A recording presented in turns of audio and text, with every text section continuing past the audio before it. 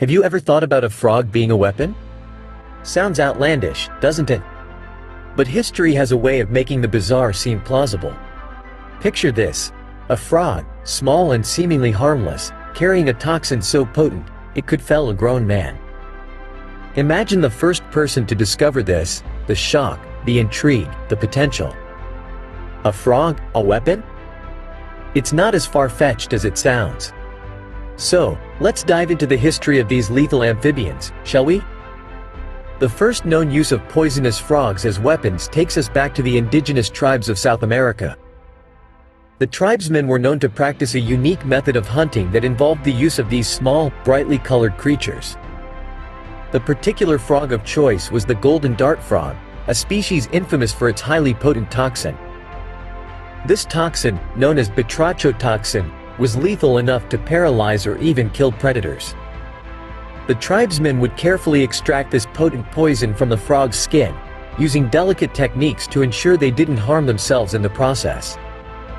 They would then dip the tips of their arrows into the toxin, transforming their simple weapons into deadly tools. This lethal upgrade gave them a significant advantage in hunting, allowing them to immobilize their prey from a safe distance. The tribes had found a way to turn the frog's lethal defense mechanism into a tool for survival.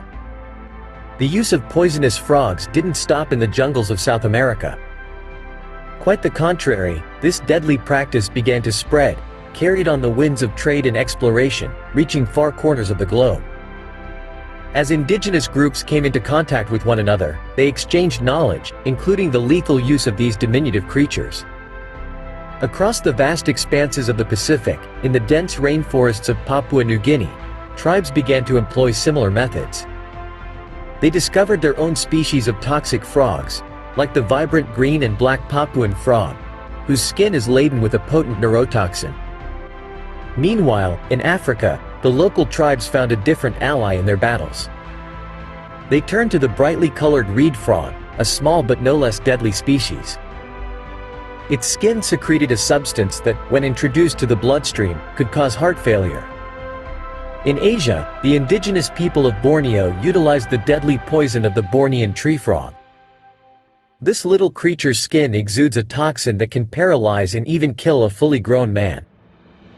Each of these species, though separated by thousands of miles and diverse ecosystems, shared a common, deadly trait.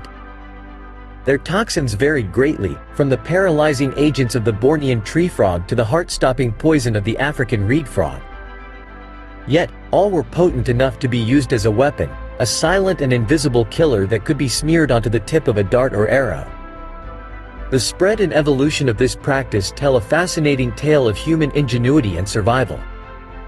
It paints a vivid picture of our ancestors' deep connection with nature and their uncanny ability to turn even the smallest, most unassuming creatures into formidable tools of war. Over time, the use of these deadly creatures became an integral part of many cultures around the world. Their silent, deadly kiss has echoed through the centuries, leaving an indelible mark on our shared human history.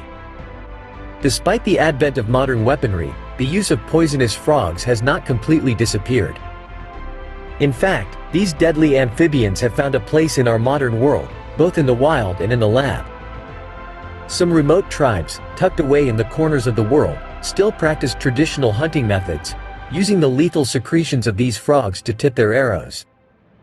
Meanwhile, in the sterilized confines of research laboratories, scientists are studying the properties of these poisons. They're seeking to understand their complex chemistry, with the hope of turning these deadly toxins into life-saving medicines. From painkillers to heart stimulants, the potential applications are as varied as the species of poisonous frogs themselves. So, while we may no longer see frog-tipped arrows in battle, the influence of these poisonous creatures is far from absent in our modern world. From ancient tribes to modern laboratories, the poisonous frog continues to leave its mark. It's fascinating, isn't it? How such a small creature can hold such significant power. Our journey has taken us from the first known use of poisonous frogs as weapons, through their spread and evolution across cultures and continents. We've even seen how these unassuming amphibians have maintained their relevance in today's world. So next time you see a frog, remember, it's not just a simple amphibian, but a part of our history and, possibly, our future.